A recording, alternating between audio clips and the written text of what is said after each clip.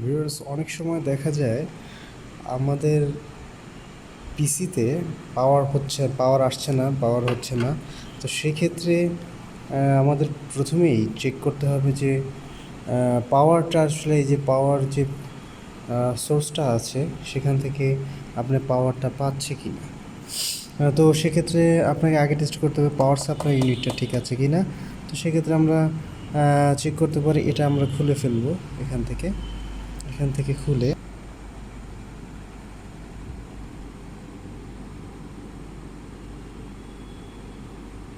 এখান থেকে আমরা এই যে সবুজ একটা গ্রিন কালারের, যে কোনো সিপিইউতে এভাবে থাকে, একটা গ্রিন কালারের কেবল আছে এবং পাশে একটা ব্ল্যাক আছে।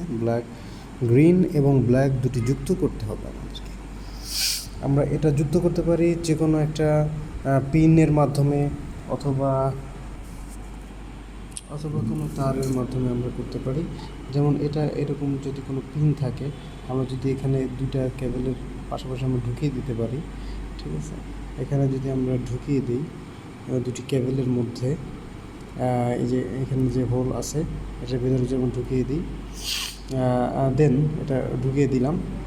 অবশ্যই এটা পাওয়ার সাপ্লাই তখন বন্ধ থাকতে হবে, যেমন আমার এখানে কোনো পাওয়ার সাপ্লাই আপাতত নেই।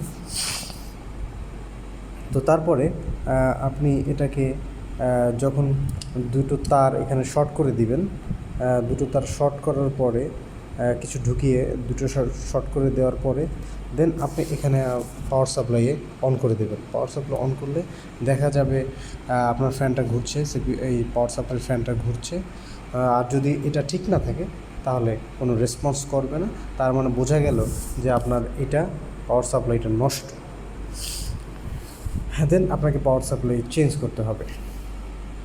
আর যদি ঠিক থাকে দেন আপনার ফাইন, এটা হয়ে গেল।